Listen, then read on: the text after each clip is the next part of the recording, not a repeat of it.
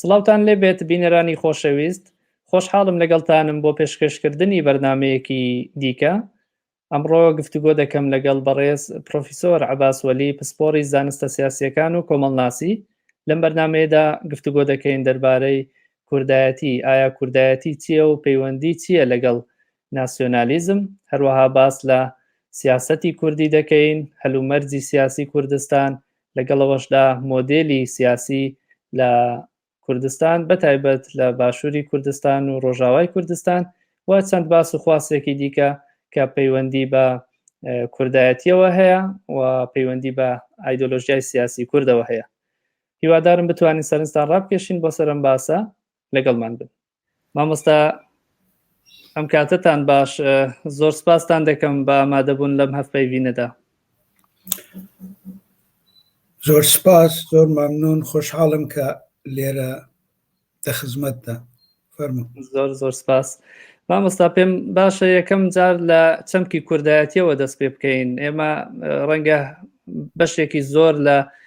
تاکی کورد هەر لە منداڵیەوە ئاشنابوو بێت بەم چەمکە گوێی لێبووە لە دەوروبەری خۆی، و دائیمەن بە جۆرێکیش باس لە کوردایەتی کراوەکە ڕوویەکی ئەرێنی هەبووە. ئەگەر بە شێوەیەکی زانستی باسێکی ئەم چەمکە بکەین، ئایا کوردایەتی چییە؟ بە باوەڕی من کوردایەتی چەمکێکی سەرەکی و ئەساسی لە فەرهەنگی سیاسی کوردیدایە، حەدیقەل تا ئەو جگای کە ئەمن دەزانم دە 100 ساڵ 120 ئاوا 130 ساڵێکدا هەبوو، وەلی ئەگەر زۆرتر بۆ یا کەمتر بۆ ئەوە شتێکی تاریخیە، دیارە مؤرخان دەتوانن باشتر دە موردەیدا بڵێن، وەلی ئەوەندەی کە ئەمن دەزانم یعنی شاید 130 ساڵێک دە بوو بێکە لە فەرهەنگی سیاسی کوردیدا یعنی خۆی نیشانداوە و هەرواتر کەلکی لێ وەرگیراوە، بەکار براوە. ئەو چەمکە یعنی ئامانجی ئەو چەمکەی ئەوەیە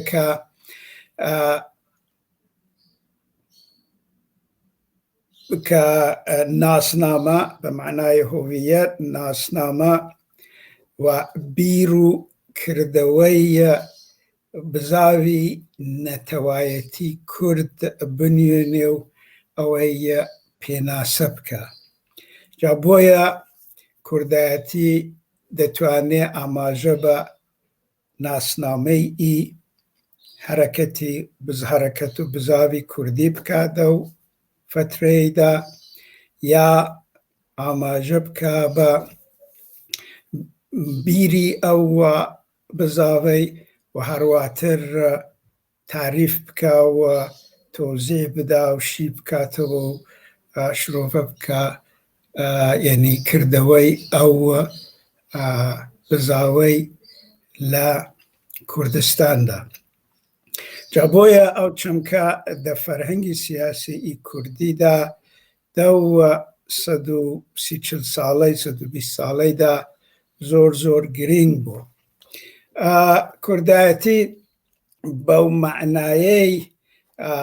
هەم هۆویەتە، هەم ئیدۆلۆژیە، هەم جوورێک سیاسەتە. وەکو هۆویەت ئەوە وەکو یعنی ناسنامە یا هۆویەت خۆی یعنی ناسنامەی کوردی دە بەرابەری ئەوانی دیکەی خۆیدا تعریف دەکات دە جوورێک پەیوەندی تەداخل و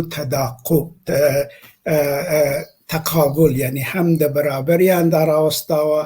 هەم لە نەزەر یعنی بنەمای هۆویەتەوە دەگەڵیان تێکەڵە. دەگەڵ تێکەڵبوونەکەیان بە شێوەیەکی مەنفیە ڕاوەستانەکەشیان بە شێوەیەکی منفیە. وەختێکی دەڵێن تەداخۆڵەوە نییە کە یەکن یا یەک نین، وەلی وەختێکی دە مقابلی ناسنامەی ترکی یا فارسی یا عەرەبی ڕاوەستاوە کوردایەتی خۆی بەو جوورێ تاریف دەکا کە ئەوان خۆیان نابینن و ئەو جوورەی کە خۆی تاریف دەکا کە کوردەکان خۆیان دەبینن. بەو معنایە کە هەمە تەداخلی هەیە،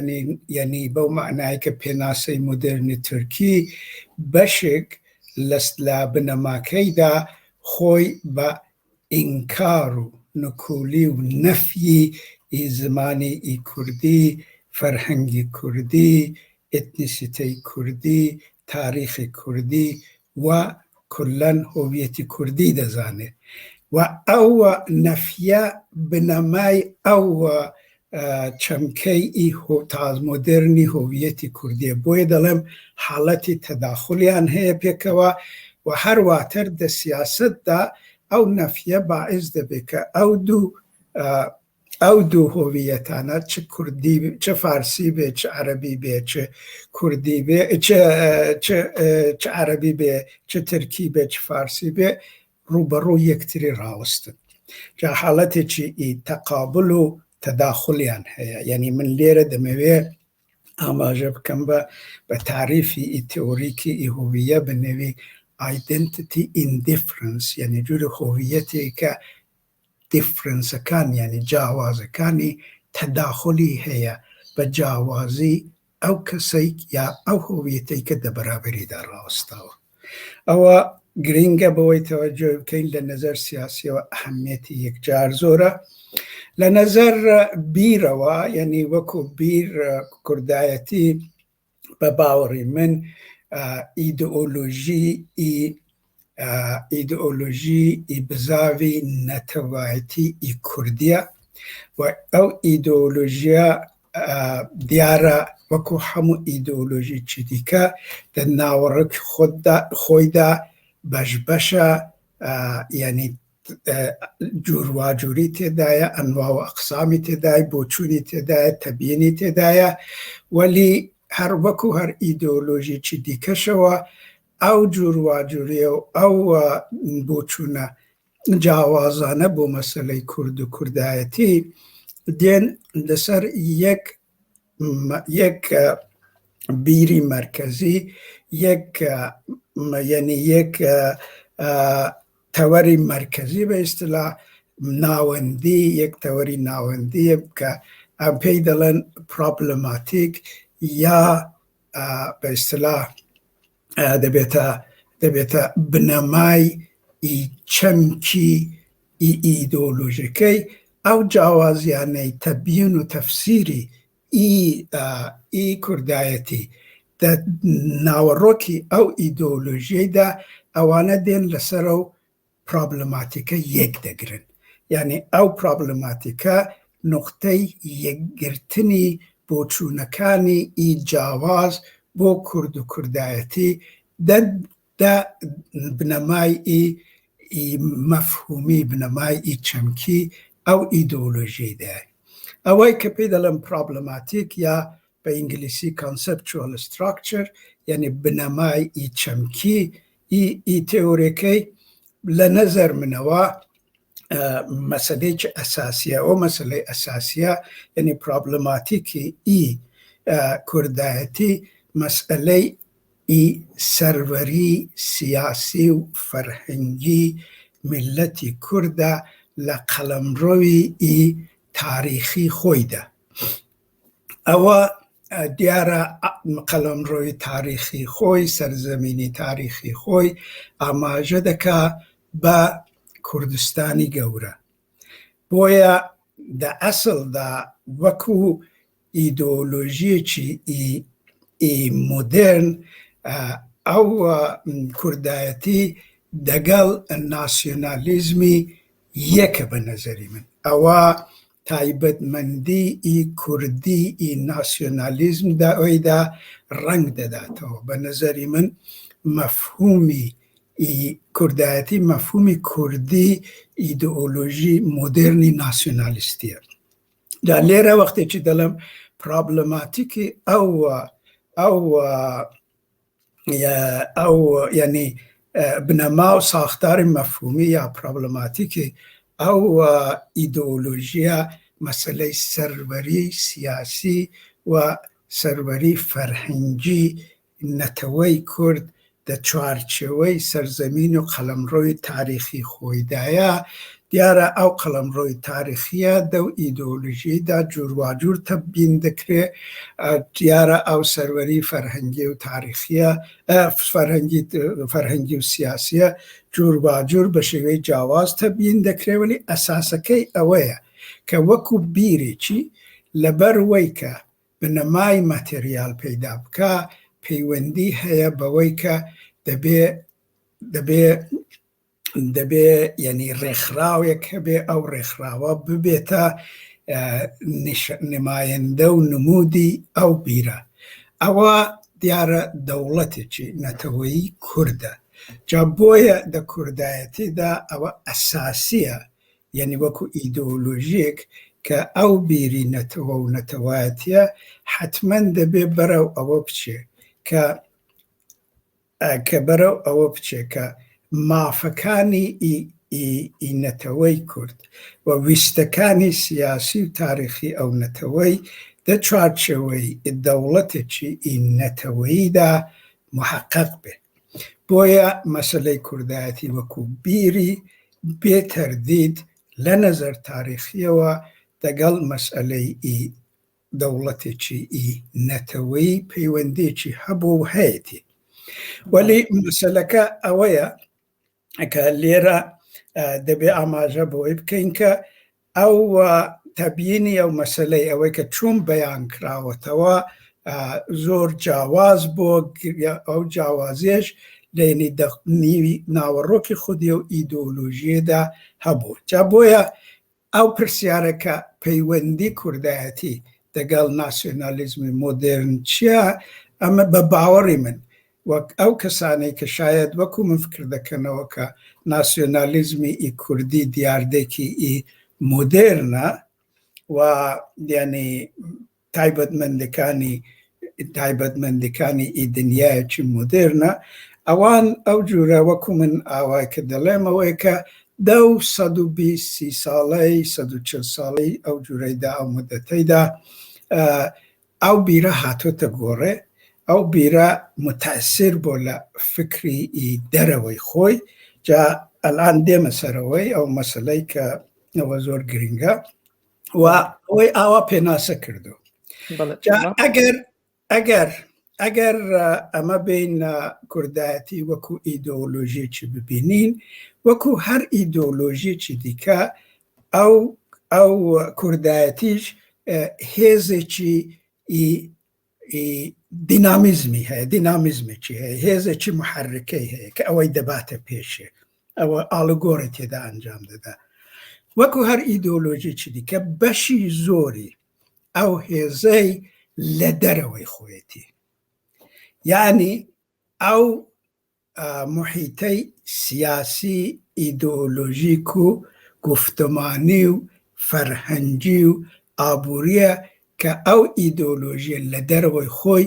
دەبێ واکنشی نیشان بدا، دەبێ ئەوانە وەبەرچاو بگرێ. وەختێکی وەبەرچاوی دەگرێ دە ژوورەوەی خۆیدا دە دەرونی خۆشدا گۆڕانکاری بە وجود دێ. ئەو گۆڕانکاریە زۆر تەئسیرەکەی بەستەجی بەوەیە کە ماهیەتی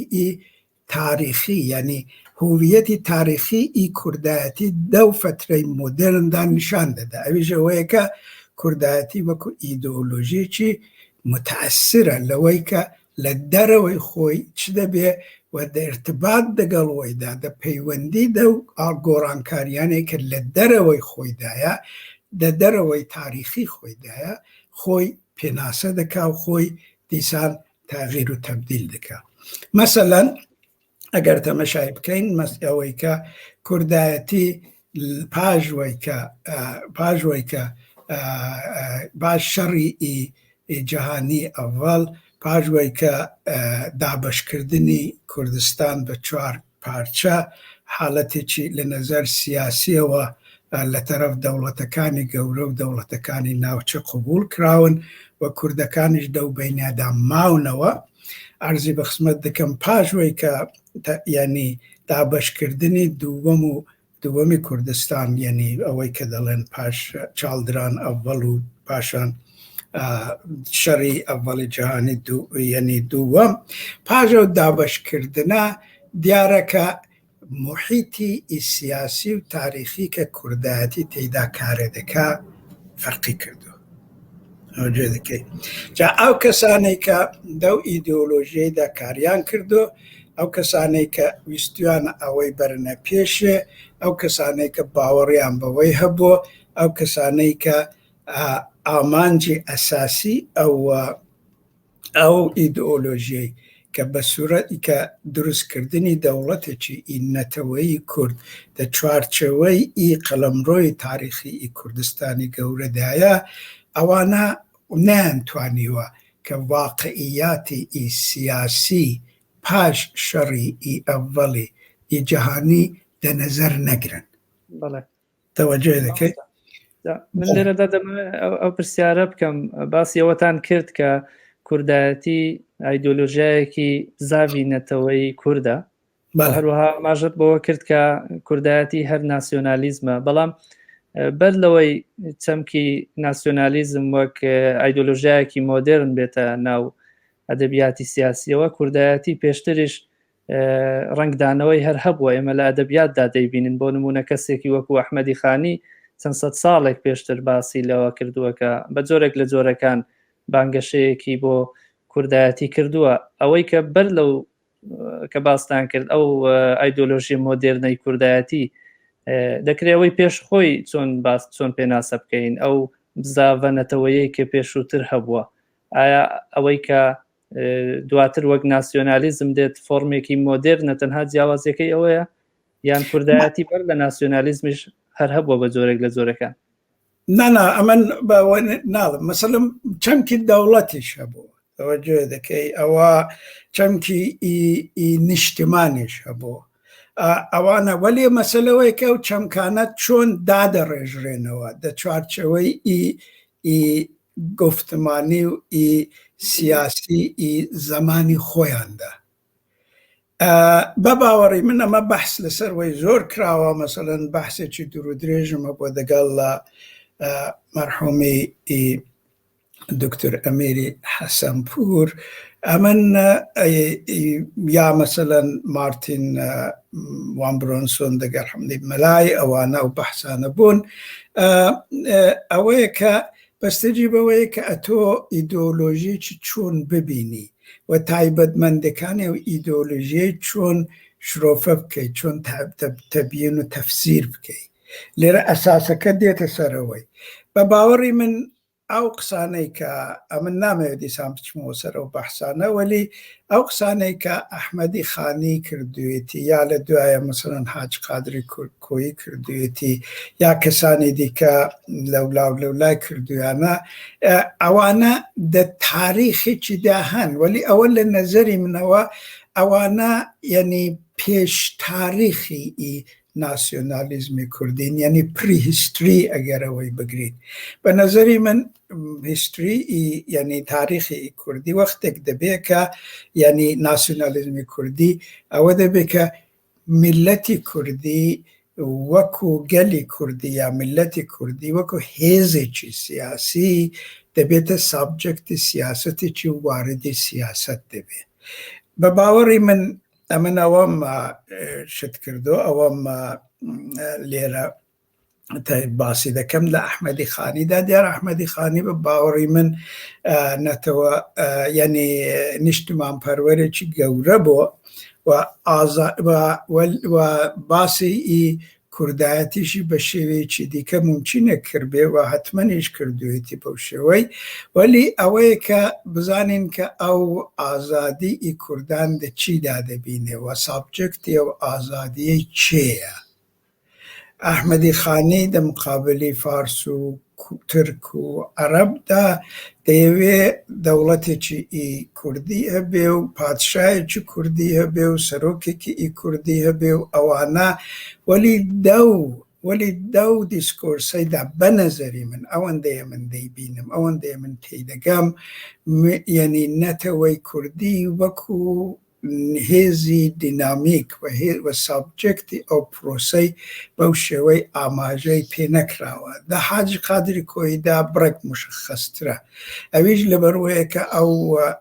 زەمانێکی دیکەدا دە وەختێکی دیکەدا دەژی سیاسەتەکان فەرقیان کردو حاجی قادر زۆر لە دروستبوونی دەوڵەتی ئەرمەنی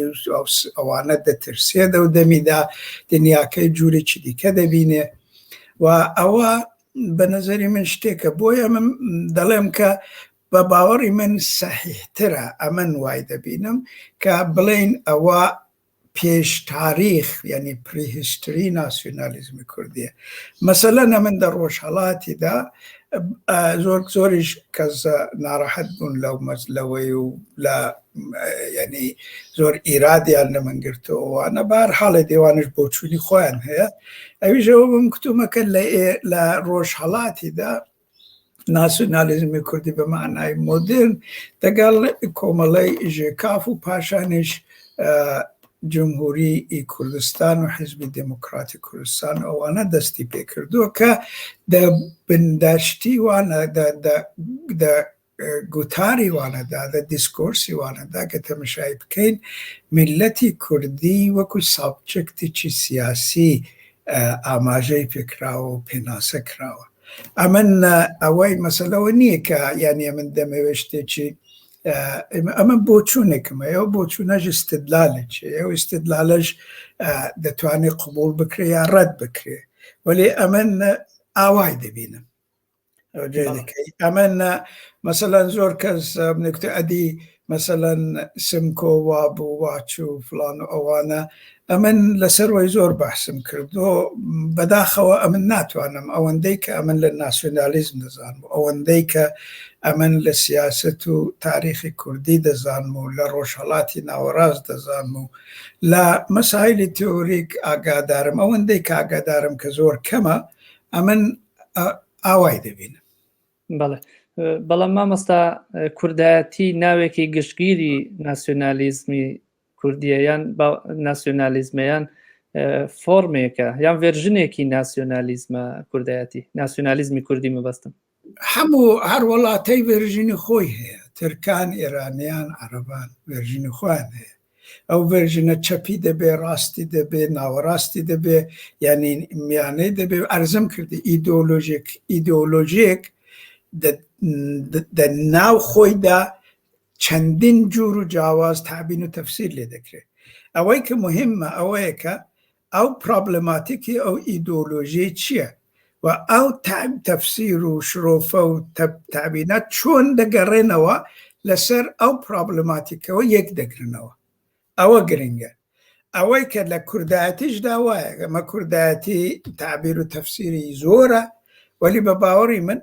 تەواوی ئەوانەی کە تعبیر و تەفسیری لە کوردایەتی دەکەن دەڵێن کە دە ئەسڵدا لە ناوەڕۆکیدا کوردایەتی ئەوە بووە کە یعنی مەسەلەی سەروەری سیاسی و فەرهەنگی نەتەوەی کورد لە قەلەمڕۆوی تاریخی و مێژووی خۆیدا ئەوە پرۆبلەماتیکی ئەو ئیدۆلۆژیای بوو جا بۆچوونی مارکسیستیمان هەبوو سۆسیالیستیمان هەبوو ناسیۆنالیستی ئێتنیکمان هەبوو ناسیۆنالیستی سیڤیلمان هەبوو ئەوانە هەن ئەوانە هەمویان دەژێرە و چەتری ئیدئۆلۆژیکدا هەن وەلی ئەگەر ئەوانە هەموو بێن و بڵێن کە ئەمە بۆچوونەکانمان بۆچوونێکی جیاوازە بۆ مەسەلەیەکی یەکگرتو و واحد ئەویش سەروەری سیاسی وە فەرهەنگی نەتەوەی کوردە بە باوەڕی منەوانە دە چوارچێوەی کوردایەتیدا پێناسە دەکرێت وەلی ئەمە دیومانە کە پاش شەڕی ئەوەڵی جیهانی ئەوانەی سیادە سیاسەتدا بوون تێگەیشتون کە وازعەکە فەرقی کردووە جا ئەوان هاتوون جوورێکی دیکە ئەوەیان تەبیە نشرۆفە کردو کە دەتوانین باسی بکەین. بەڵێ بەڵام گرنگترین ئامانجی ناسیۆنالیزم دروستکردنی دەوڵەتی نەتەوەییە. لە نێو لایەنە سیاسیەکانی کووردا هەمیشە خۆیان لا نادەن لە کوردایەتی، تەنانەت ئەوانەی کە باوەڕشیان بە دروستکردنی دەوڵەتی نەتەوەیی نییە پێیان وایە کە ئەو خەباتەی دەیکەن خەباتێکی کوردایەتیە. ئەمە چۆن لێک دەدەن؟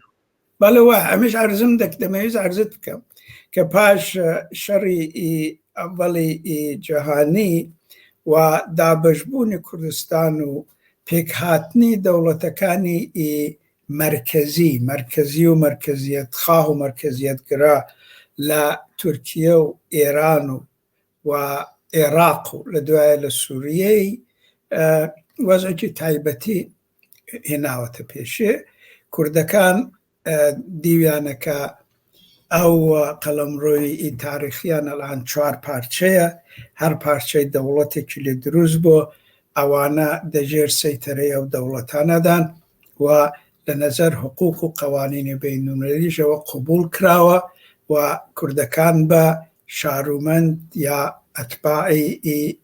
ئەو دەوڵەتانە دەناسرێن. جا ممکنە خۆیان بەو جورەی نەناسن، ئەو جورە تەفسیر نەکەن و ئەو جورە تەبیین نەکەن، خۆیان ئەو جورە نەناسن، ئەوە شتێکی دیکەیە. وەلی لە نەزەر قانونیەوە قانونی نێونەتەوەییەوە ئاوا بوو. ئەوە مشکلەیەکی ناوەتە پێشێ. ئەگەر دقەتێ بکەین حتا ئەوانە کە مەجبور بوون کە دە سیاسەتدا خۆیان تعدیل بکەن، بەشی زۆری وانە یعنی هەتا ئەو ئاخرانە لە بیر و ئیدئۆلۆژی سیاسیدا هەروە خۆیان هێشتۆتەوە، یعنی باوەڕمەندیان بە مەسەلەی سیاسەتی یعنی بە پرۆبلماتیک و یعنی ئەو بنەمای چەمچی کوردایەتی هەروە دێڵنەوە و باسی دەکەن. ئەمە مەسەلەن ئەو ناکۆکیەی دە گوتاری کۆماری کوردستان دەبینین لە زمانی قازی محەممەدیدا. ئەمە ئەگەر ئەو ڕۆژنامانەی کوردستان کە ماونەوە 90 چەند ژمارەی کە ماون، ئەوانە گەرەمە بخوێنینەوە بە ڕوونی دوو جور بۆچوون بۆ مەسلەی دەبین. یەک جور مەسلەیەکە یعنی واقعیاتی سیاسی کوردستانی دە چوارچەوەی دەوڵەتی مرکزی و بە ئیستلاح نەتەوەیی ئێرانێدا دەبینێ، و یەکیشەوەیە کە جورێک وەفاداریە بە پرۆبلماتیکی ئیدئۆلۆژی کوردایەتی کە باسی سربەخۆی و ئەوانە دەکەن. وەلی مەسەلەن دە کۆمەڵی ژێکافدا ئەو شتانێک کە لە ڕۆژنامەی کوردی نیشتمان ماون دەوێدا مشەخەسەنەوەیە کە ئەوانە یعنی کۆمەڵی ژێکاف یعنی باسی کوردی یان دەوڵەتێکی کوردی لە بۆ کوردان لە کوردستانی گەورە کردو و مەسئلەی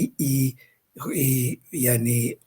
ئەوەی کە بێدەڵەن ئۆتۆنۆمی جا هەر جوورێکی بێ دا گوتاری کۆمەڵی ژێکافدا ئەوەندەیە من دەزانم نەدیتراوە نەوێدا نییە. جا بۆیە ئەو ناکۆکە هەڵان مەسەلەن نەگەر تەمەشای بکەین خودی پاش دابەشبوونی کوردستان و پاژۆی کە دابەشبوونە لە نەزەر قەوانینی نێونەتەوەیی قبول کراون دە پێشدا دە جامعەی نەتەواندا و پاش جامعەی نەتەواندا لە ڕێکخراوی نێونەتەوەیی سازمانی نەتەوەکانی یەکگرتوو ئەوانە ئەگەر تەمەشای بکەین ئەوە ڕسمیەتی پێدراوە. مەسەلەن ئەوە یعنی مشکلی ئەساسی دێنێتی پێشە. ئەوە دەبینین وەختێکی کە سەدام کوردان قەتل عام دەکا، مەسەلەن دەبینی ئەگەر زۆر ئەوان شتێکیش ئاماژە بەوەی دەکەن دەڵێن سەدام خەڵکی خۆی دەکوژێ.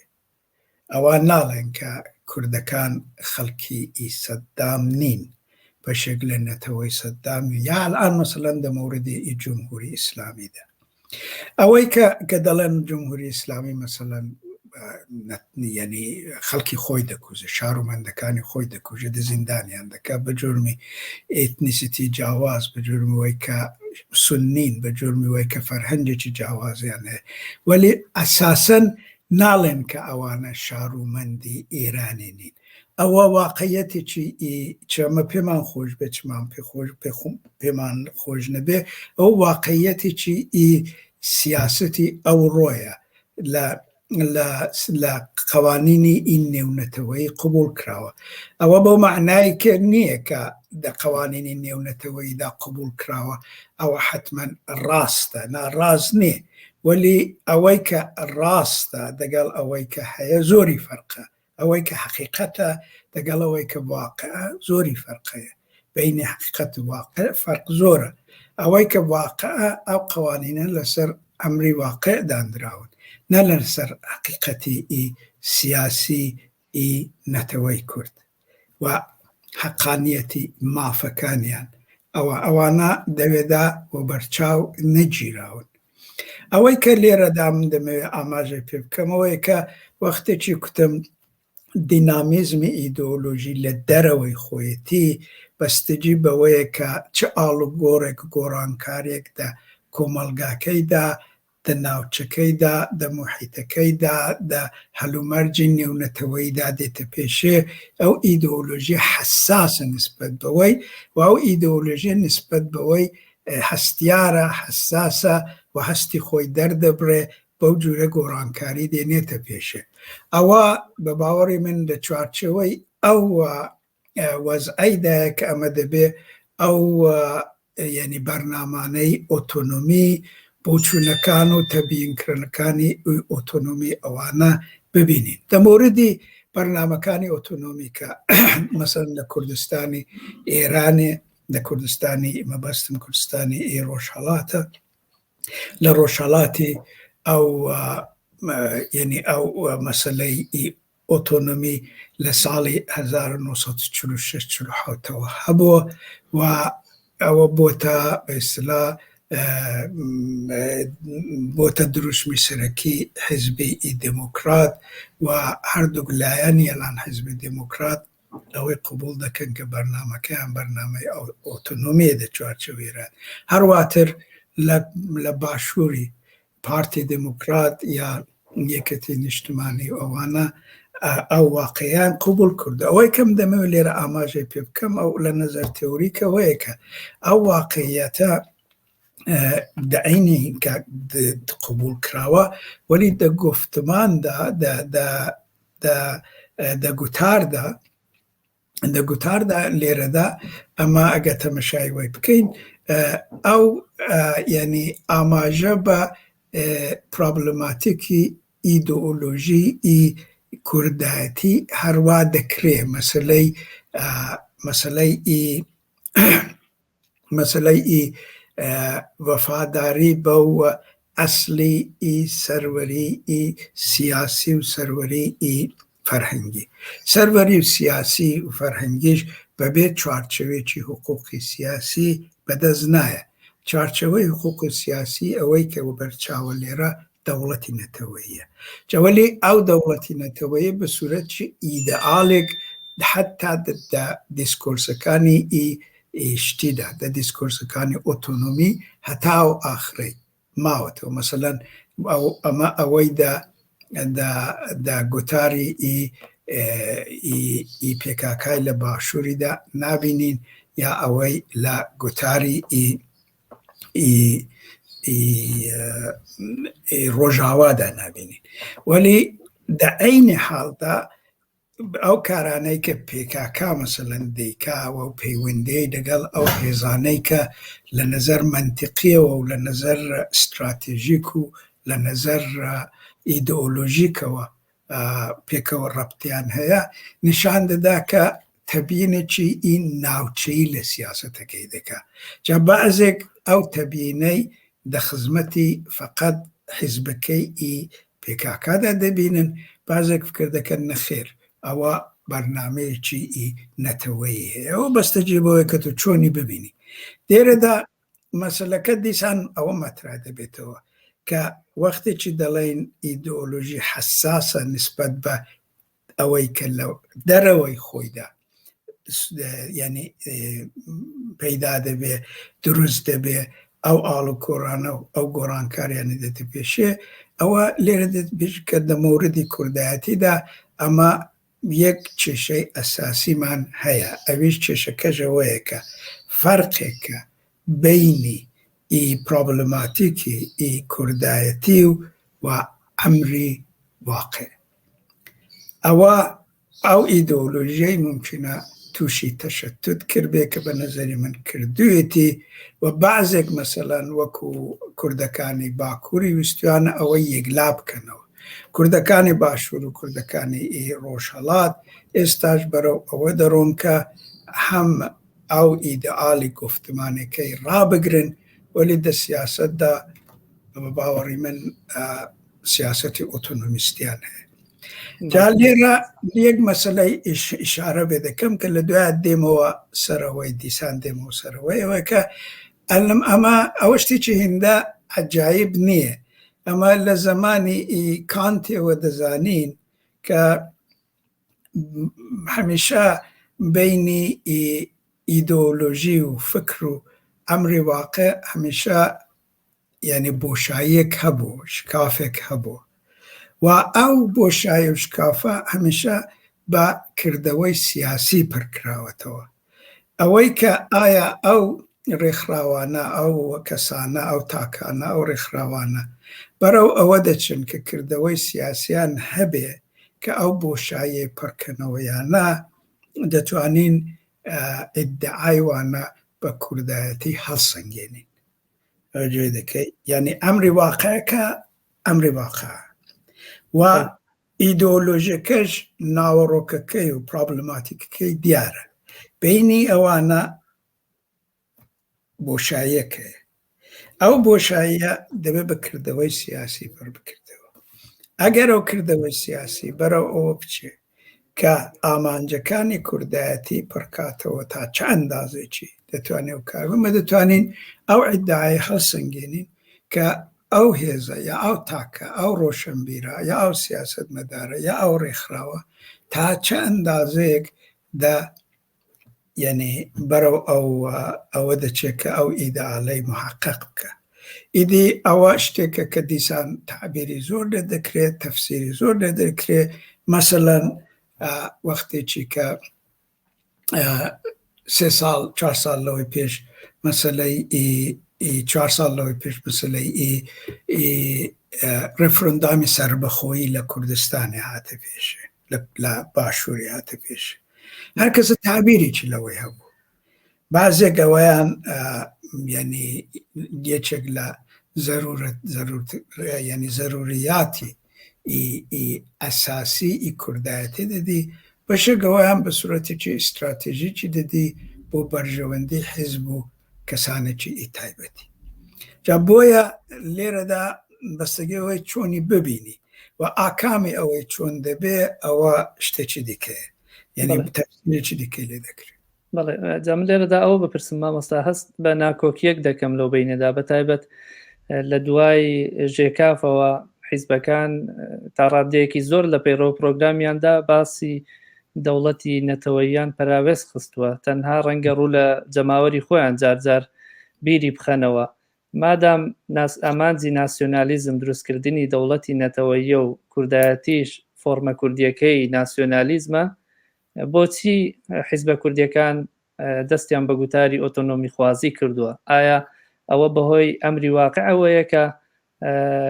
ناچار بوونە ئەو گوتارە سیاسیە بێنە ئاراوە بەڵام لە هەر کاتێکدا بۆیان بڕەخسێت دەگەڕێنەوە سەر گوتارە ئەسڵیەکەی خۆیان ئەگەر هەڵبەتە دروستکردنی دەوڵەتی نەتەوەیی ئامانجیان بێت یان حیزبی کوردی لە ڕووی ئایدۆلۆژیەوە لە قەیراندایە بۆیە ئەو ناکۆکیە دروست بووە خب ئەوەی کە بەبێ تەردیدم باوەڕمەیەکە لە نەزەر ئیدۆلۆژیۆ دە قەیراندایە یعنی بە باوەڕی من لە زمانی ڕووخانی کۆماری کوردستانی لە مانجی دەسامبری 1946 هەتا ئەوڕۆ ئەو قەیرانە هەبۆ قوڵتر و قوڵتر بوو و بەباو نەینچی چارەسەر نەکرێ وەلی دەبێت چارەسەر بکرێ وەلی ئێحتیمامی پێ نەدراوە هەمیشە ئەو جوورە بووە کە بەڵێ ئێمە کوردین کوردایەتیمان دەوێت وەلی ئەمری واقع ئەوەیە کە دەبێت بچین بەرەو ئۆتۆنۆمی بچین مەسلەی دەوڵەتی کوردی دەبێت وەکو ئیدئالێکی ڕابگرین مەسەلەن ئەمن لە بیرماوەندە ئەگەر هەڵە نەکەم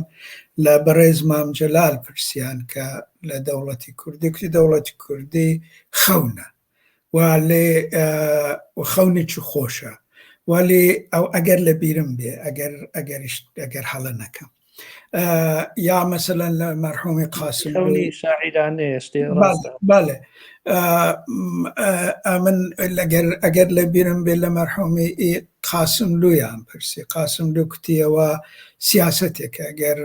هەڵومەرجەکەی ببێ دەبێ ئەگەر هەڵومەرجەکەی نەبێ نابێ توجه دەکەی ئەو وای گوت ئەوەندەی دیسانە من لە بیرمە وەلی دە عینی حاڵدا ئەو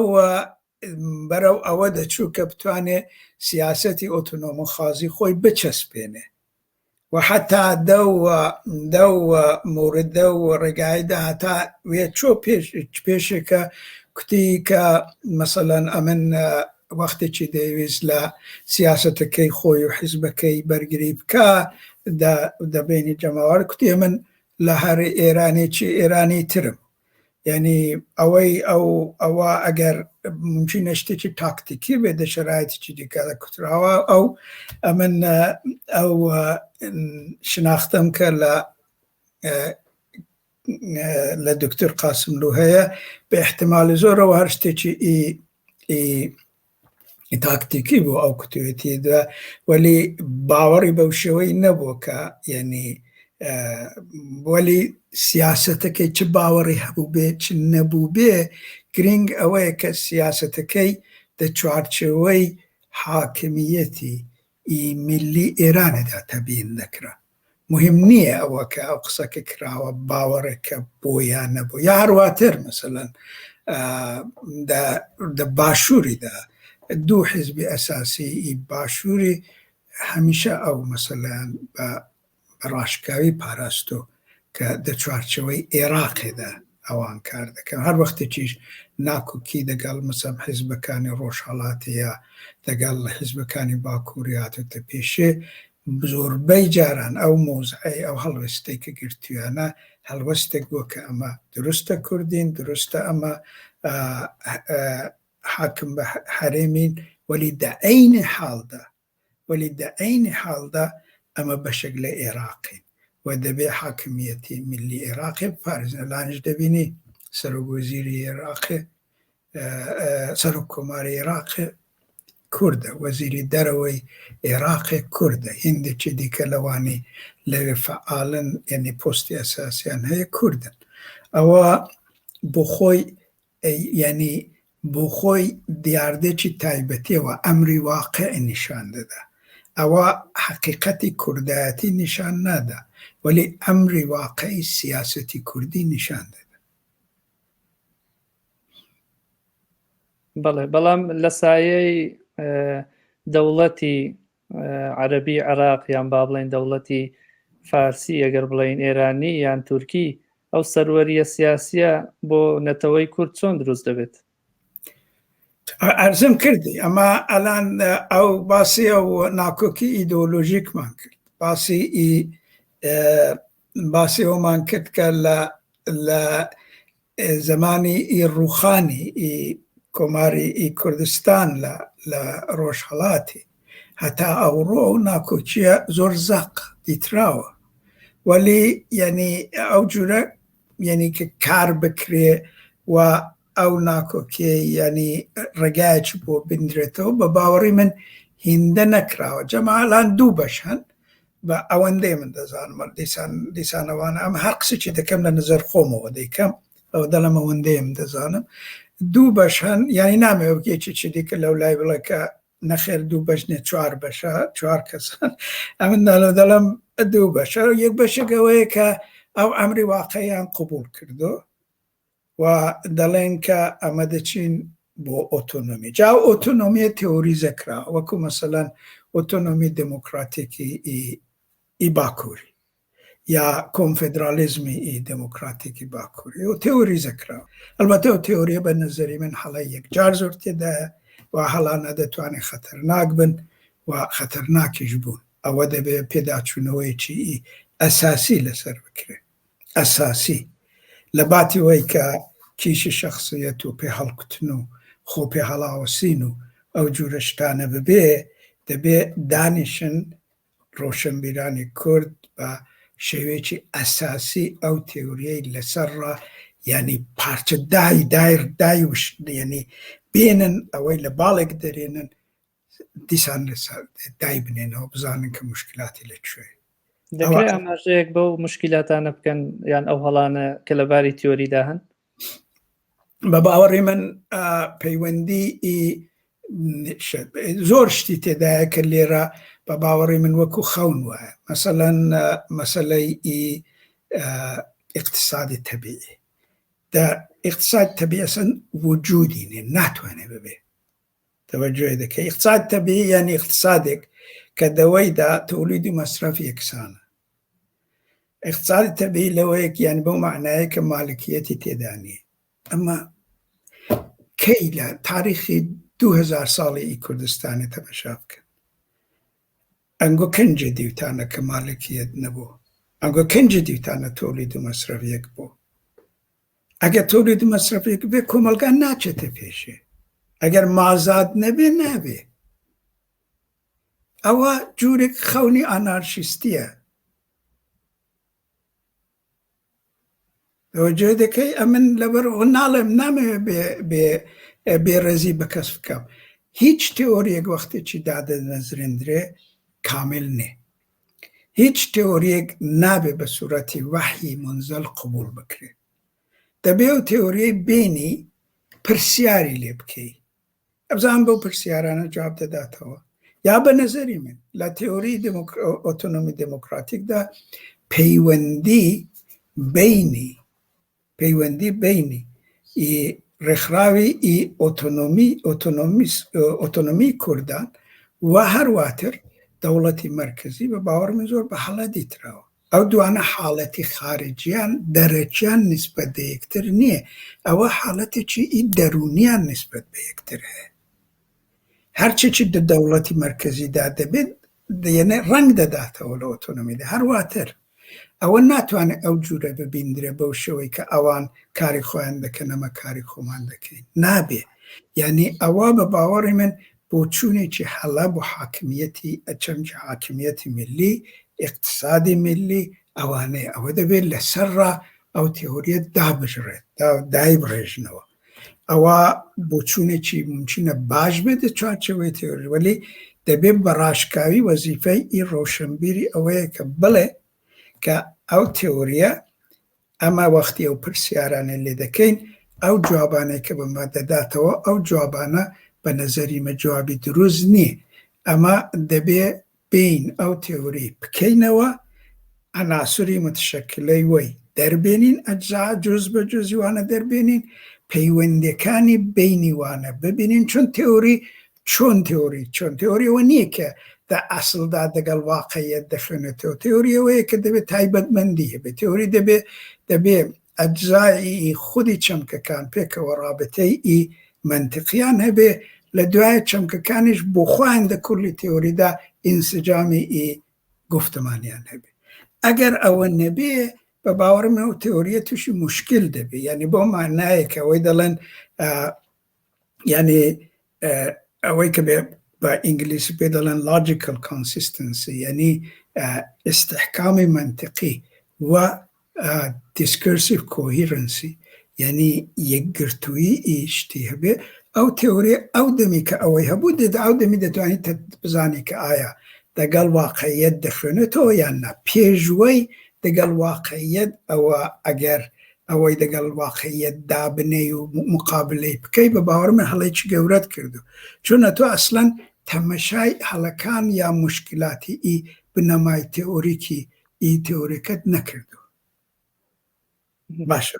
ئەوە شتێکی گەورەیە. ئەوە ئەمن لێرە بێرەزی بە هیچ کەس ناکەم. ئەو کەسانەی کە ئەو تێوەریانیانداناوە زەحمەتێکی زۆریان کێشاوە. ئەو کەسێک کە حتا لە ئێرانێ مەسەلەی مثلا ئۆتۆنۆمی هێناوەتە پێشێ، یا ئەو کەسانەی کە ئەلان لە سیاست ینی ڕێکخراوەکان و ینی سیاست مەدارەکانی ئی کوردی ئی ڕۆژهەڵات لە باشووری ئەو جورەی کە مەسەلەی ئۆتۆنۆمی دەبینن چ لە یا مەسەلەی سیاسەتی خۆیان دە چوارچەوەی حاکمیەتی ملی ئیرانێدان چه ئەوانی کە خۆیان بە کۆمونیست دەزانن، چاوانی خۆیان بە ناسیۆنالیست دەزانن، چاوانی کە خۆیان بە سۆسیال دموکرات دەزانن، ئەوانە ڕێگایەکیان لە پێشە بۆی من ڕێز و احترام بۆیان هەیە، وەلی ئەو بۆ معنای نییە کە ئەمن بڵێم کە قسەکانتان قسەی من دەڵێم کە دەبێ ئەو قسانە ئەو تێوریانە دەبێ ئەوانە لیان بکۆڵیەوە، پرسیاریان لێ بکەیت، بزانین تا چه حەد ئەو پرسیارانە ئەو لێکۆڵینەوانە دەتوانن گرنگ بن، دەتوانن ڕێگای بکەنەوە بۆمە و ئەو بۆشاییەی بینی ئەمری واقع و ئەو ئامانجەکانی ئی کوردایەتی ئەو بۆشاییە دەبێ بەکردەوە پڕ بێتەوە. ئەو کردەوەش فقط سیاست بەو شێوەی نییە، بەدەبێ پراکتیسی تێۆریکیش بێ، پراکتیسی گفتمانیش بێ، لێکۆڵینەوەی ئەساسی لەسەر ئەو جورە شتانە بێ. نا ئەمن دیارە مەسەڵەن بە باوەڕی من ئەمن چەندین جاران لە چەندین مۆردان کتومە، ئەمە مەسەڵەن ئەو شەڕی مەسەڵەن خەندەقی لە باکووری لە دوایە مەسەڵەن مشکلاتێکە کە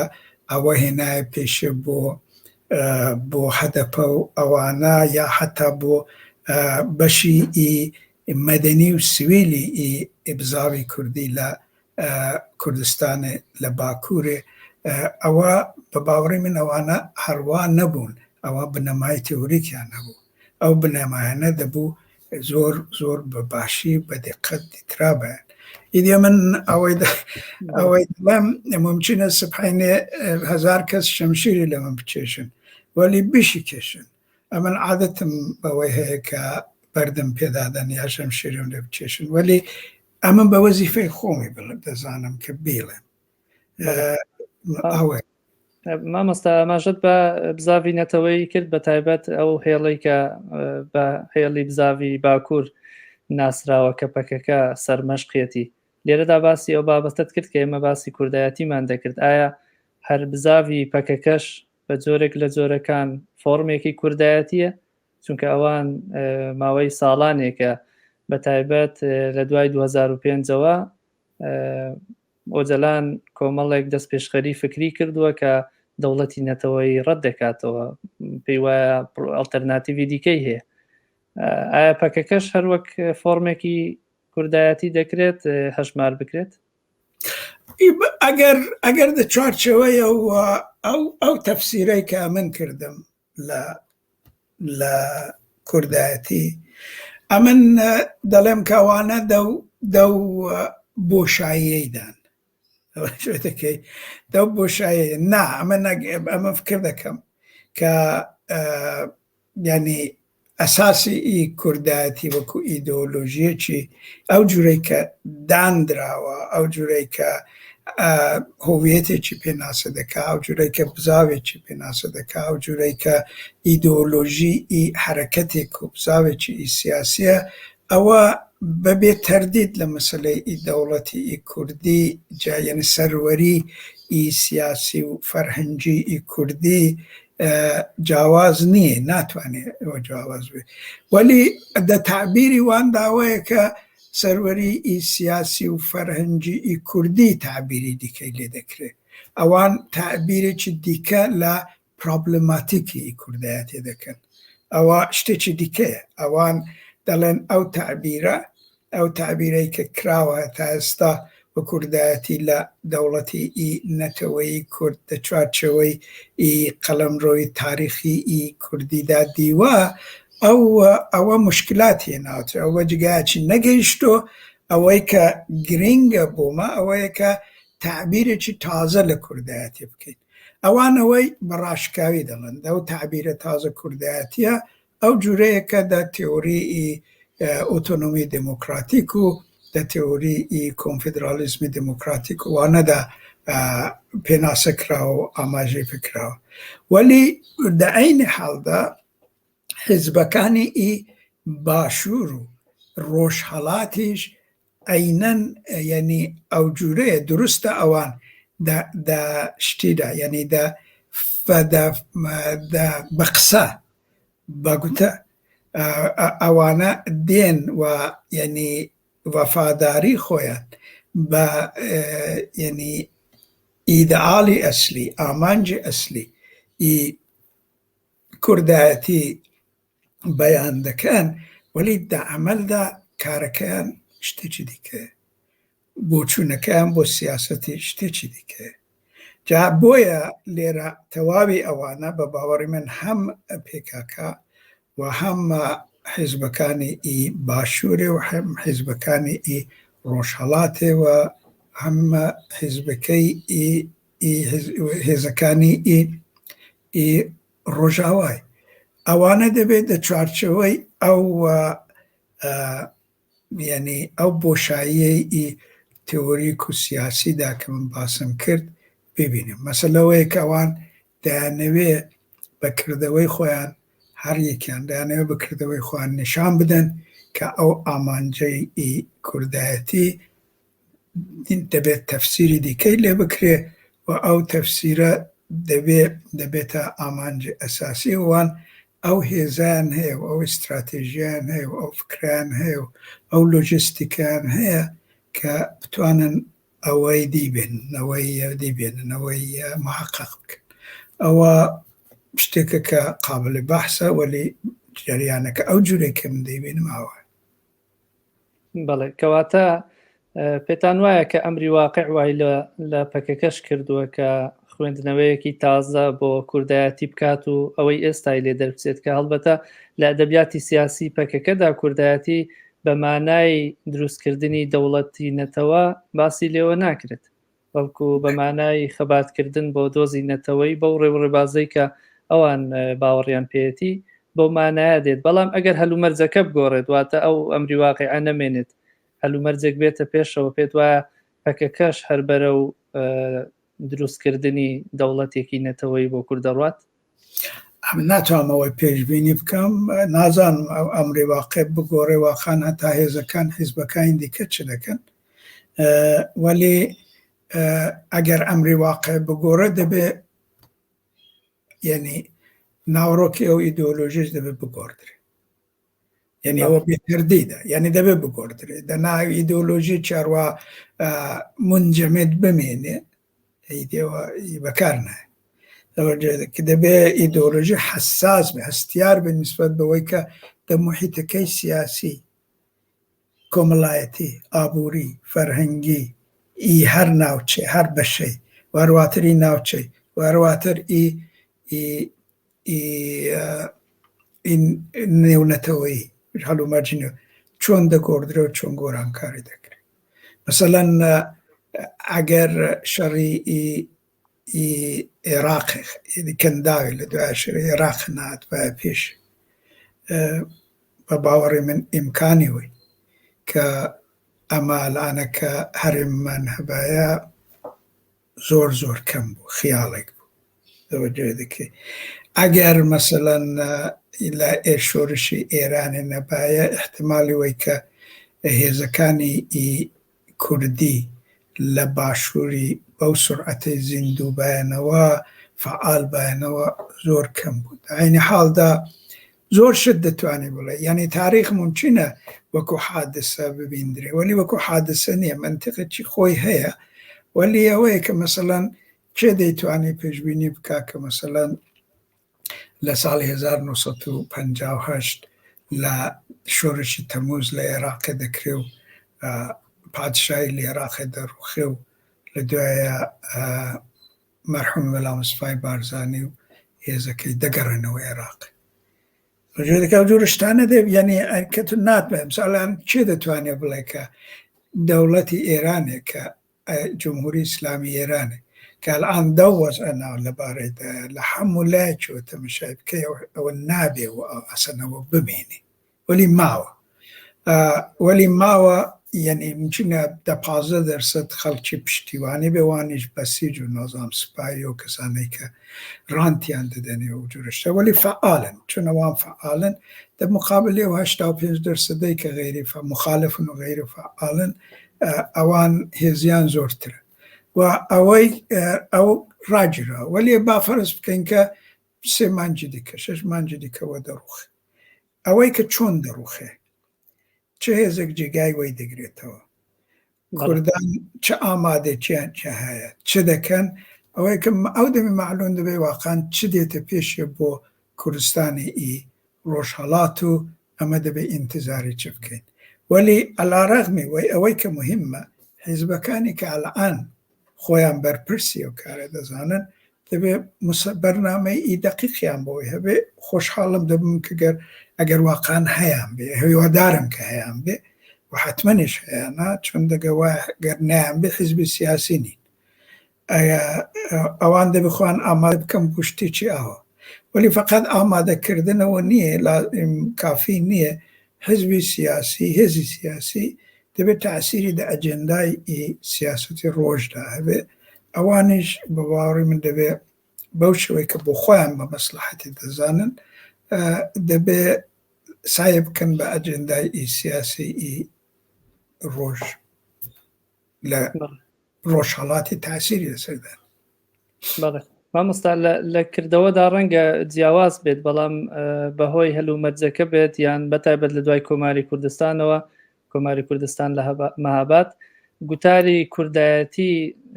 زیاتر کەوتۆتە دەست بارزانیەکان و لەو لاشەوە بێگومان بنەماڵەی تاڵەبانی کە ئەو حیزبە بێگومان لە دەوری بنەماڵەیەک یان با بڵێن خێڵێکدا سیاسەتی خۆی دەکات ئەگەر بەو شێوەیە بێت کەواتە مادام کوردایەتی هەمان فۆرمە کوردیەکەی ناسیۆنالیزمە دەکرێت ناسیۆنالیزمی کوردی چ جۆرە ناسیۆنالیزمێک بێت ئایا دەکرێت وەک ناسیۆنالیزمی خێڵەکی بناسێنرێت خۆ ناسیۆنالیزم بە باوەڕی من یعنی ئەو تعبیرەیە من لە کوردایەتیم کرد یعنی بەو بەحسەی فەشەل نابێ ئەوەی کە هەیە کە سیاسەتەکەی ناشی لە ئەمری واقع بۆ ئەلان ئەوەیە و بە باوەڕی من گەورەترین یعنی کۆسپ و مشکلی باشووری ئەوەیە کە خەڵکەکە تاسیری چەندە سیاسەتی دانی و ناتوانم واقعا باشوور بڵێم سیاسەتێکی نەتەوایەتی هەیە ئەمە ناوای نابینم مثالێک و بۆ لێ دەدەمەوە بە باوڕێ من زۆر گرنگ بۆەوە زۆر سرنجی منی زۆر ڕاکێشە ئەویژەوە بکە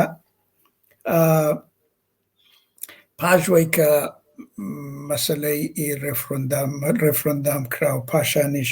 لە 16 مانگی ئۆکتۆبردا ئەوەی کە بەشێک پێی دەڵێن سیاسەتی ئەمری واقع بەشش پێی دەڵێن خیانەت کراوە و نەتیجەی ئەوە بوو کە 6% خاکی باشووری و 65% داهاتی لەدەست چوو ئەوانە لەدەستچوونی بۆ بەشێک لە نەتەوەی کوردی لە باشووری بوو و پاژوەی ئەو بە نەزەری من ئەو کامنەوەی بە خیانەت دەبینم ئەو فەزیحەتەی کە هاتە پێشێ هیچ جورە ئەو فەزیحەتە فەزای پانتایی گشتیدا بەو شێوەی ڕەنجی نەداوە کە یعنی خەڵک هەستێ و ببێتە یعنی داوای بەرپرسیارەتی ئەوەی بکە بەخلافی ئەوەی کە ڕوویدا بە باوەڕی من ئەساسەن سمبولی واقعی ئیشتیە یعنی سمبولی واقعی عەشیرەگەری و سیاسەتی دژی بە نەتەوە و نەتەوایەتی ئەوەیە کە خانووی هێرۆ ئیبراهیم ئەحمەد هەستا دەستی کوڕەکانی کرد وەکو دوو منداڵی باخچەی منداڵان ئەوانەی ئەڵگرت بردە حزوری کاکە مەسعودی بارزانی و داوای لێبوردنی کرد، دانیشتن چیان خواردەوە و مەسەلەکە حەل فەسڵ بوو، ئاستان ڕۆیت و خلاص. ئەوە بە باوەڕی من ینی ئەوە ینی جلەیەکی زۆر گەورەیە لە چاوی بەشێک لە ینی میلەتی کورد. ینی خیانەتەکە مشکلاتەکەی کە هاتە پێشێ 60% وڵاتەکەی کە لە بین چوو 65% داهاتەکەی کە لە بین چوو خەڵک هیچ دەوبینەیدا نەقسەیان کرد، نا بەرپرسیارەتی تەقازاویان کرد کە کەسێک محاکمە بکرێ، کەسێک بێن باسی بکەن ئەوانە و ئەو کەسانەی کە مەسئولی و کارانش بوونەلان تا سەرۆکایەتی حیزبەکەی دیکەدان. ئەمن ینی ماومەوە کە واقعان ئەو واقعی چۆن تعبیر بکەمەوە حتا بە باوەڕی من دە چوارچەوەی عەشیرەگەرێکی سونەتی کە جوورێک ینی شەرەفی عەشیرەگەریەوانە تێیدا زۆر بەرزە، ئەو جۆرە شتانە زۆر بە زەحمەت دەکرێت. وەلی لێرە ئەمە فکر دەکەم کە هەتا فەرهەنگی عەشیرەگەری سونەتی کوردیش فاسد بوو و دێرەدا ئەمن ناتوانمەوە بە هیچ عنوانێک بەشێک لە ینی کوردایەتیدا بنێم بە هەر تعبیرێکی لێ بکەین. بەداخەوم وای دەبێت کەسانێک ممکنە فکر بکەن کەەوە سیاسەتێکی پراگماتیستی بۆ ئەوەی کە لەژێر سەیتەرەی ئێران و تورکیەیدا مەجبورن و کارانە بکەن و فڵانەوانە. بە باوەڕی من وانە بۆ ینی ئەو کەسانەی کە ئەو دەمی ینی ئەو خیانەتیان بە باوەڕی منە لایەنش تاکید دەکەم کە ئەو خیانەتێکی گەورە بوو، ئەو خیانەتیان کردو ئەو دەمی ئەگەر واقعانەوانە باوەڕیان بە کوردە کوردستان و بەرژەوەندی کوردە بوو دەبوو وەستن بچن بڵێن کە نابێەوە ببێ. ئەگەر ببێ ئاوات وا دەبێ ئێرانەوەی دووەلی وەلی نەکرا، وانە منتەزەری فرسەت بوون ئەوە تا کەرکووک لە دەست چوو، ئەو کەسانی لە کەرکووکی بەرگریان کرد ئەوان ینی ئەوانە هاویشتە پراوێزێ و مەسەلەکە بە شێوێکی زۆر ناحەز چارەسەر کرا. ینی میلەت نەتەوەی کورد لە باشووری هیچ. ئەوە چۆن دەبێ وەختێکی من دەڵێم ناسیۆنالیزمە سیاسەتێکی مۆدێرنە، گوتارێکی مۆدێرنە، دیسکۆرسێکی مۆدێرنە و مۆدێرن بوونیش ئەوەیە کە سابجەکت و دینامیزمی ئەو ئیدئۆلۆژیە و گوتارە و سیاسەتە گەلە نەتەوەیە کواگەل کوا نەتەوە. کەواتە ئەزمموی هەرێمی کوردستان یان با بڵێن سیاسەتی یەکێتی و پارتی رێبەری دەکەی لە کوردایەتی دەشەرایەتی فعلیدا حتا من ئەساسی وەی کە مەسەلانت باسی وەی دەکەی کە ینی ئەمن منتیقی ئەوەی کە من ڕێفرۆندامێکی دەکەم وەلی هەر لەبەرەوەی کە بزانم چۆنە وەلی ئەمەلی پێ ناکەم بە باوەڕی من ینی سیاسەتێکی زۆر سەیرەوە بۆ دەیکەی ئەتۆ کە دەزانی لە کوردستانێ لە ینی تەواوی جەماوەری کوردستانێ بە دڵوجان ئەو دەوڵەتیان دەوێت. ممکنە مەسەن 5% نەیەوێ، ممکنە 10% کە بەرژەوەندیان دەگەڵ دەوڵەتەکان دیکەنەوە دێ، وەلی ئەوە چ سابت دەکات؟ نەتیجەی چ دەبێ؟ من ئەوەی دەکەم وەلی هیچ شت نییە، ینی ئەمەلیشی پێ ناکەم، ینی هیچ هەروە دەیکەم دڵما خۆشەوە. جەماعەتێک مەسەن دەبین لە باشووری بێچارە مەسەن دڵی جیرا ڕاوەستاوە سەکتەی کردو نازانمەوی دیکە ئەوەیەک ئەوە یعنی نیشان دەدا کە ئەو بێنی ئەو میلەتەوە قانەوەیان دەوێ وەلی ئەوە وەختێکی سیاست دەبێ وەگە استراتژیکی لە پێش نەبرێ وەکو یعنی لۆجستیکی نەبێ سیاست یعنی دەبێ محاسباتی بۆ بکەی لۆجستیکی بۆ دانێ استراتژی بۆ دانێ ئامانجەکانی بەراورد بکەی ئەوە وەکو بەشێکی وانەی واقعان وەکو محاسبات ریاضی وایە ئەوانەت بە دقەتی تا ئەو جێگای کە لازمە ئەو دقەتە دەبێ بکرێ ولی وەختێکی تو دەڵێ فقط بە شێوەیەکی سمبۆلیک دەیکەم و ئەو سمبۆلیزمی تۆ مەخارجی ئاوا دەبێ ئەوە دێتە پێشێ بە باوەڕی من کەسی چوا دەبێ بێن لە بێژ جەماوەری لە پێش میلەتی باسی خۆیان بکەن باسی شتی بکەن وەلی لێرە داژەوەیە کە یعنی ئەمە گەر هەڵای دەکەین وەختێکی دێین باسی هەڵەکانی خۆمان دەکەین دەڵێن وڵاوە بێ ئەخلاقیە ناوە بێ ئەخلاقی نییە دە فەرهەنگێکی دموکراتیکدا وەختێکی یەکێک هەڵە دەکا و ئەو هەڵەیە یعنی تەبعات هەیە بۆ خەڵکی دیکە دەبێ بیکە بە ڕاشکاوی بیڵێ دەبێ ئەو کارە بکرێ یعنی بۆ سیاسەتمەدار لەوەی بەری نییە ڕۆشنبیر لەوەی بەری نییە ئەوەی کە فەرهەنگی ئەیبەی ئەشیرەیە و ئەوانەیە کە شتیوا دەشارێتەوە ئەو کەسانەی کە یعنی دەڵێن کە تاکێک نابێ ئەو کارەی بکا و فلان و ئەی بشوورەی فلانەوانە باشە ئەوەی ئەگەر نیکە بە سیاسەتمەدارەکەش نیکە ئای بشوورەی اشتباهی یعنی هەڵەیەکی زۆر گەورەی کردو نەتیجەکەیەوە بۆ کە 60% کوردستانی باشوور لە دەست چۆ 65% داهاتەکەژی لە دەست چۆ وەلی بۆ ئەلانە مەسەرە کۆماری عێراقین و وەزیری دەرەوەی عێراقیش لە دەستمایدا و خەڵکەکەش هیچ بەڵام مامۆستا ئەی کەواتە کوردایەتی شتێکی دیکەیە کە ئێمە تا ئێستا لە پراکتیکی سیاسیدا نەماندیوە یان ئەوەی کە بەڕێستان پێتان وایە کە بە فیعلی ئەوە ناسیۆنالیزمی کوردیە و کوردایەتیە جڵەوەکەی لە دەستی چێدایە بە باوەڕی من دەڵم ناسیۆنالیزمی کوردی تووشی تەشەتتێک ناکۆکیی فکری گەورەدا بە باوەڕی من مەسەم جەماعەتەکان کە یعنی دەڵم دوو بەشن لە ئاماژەم پێکرد بەڕا لێرە دیسان بە دقت بڵێم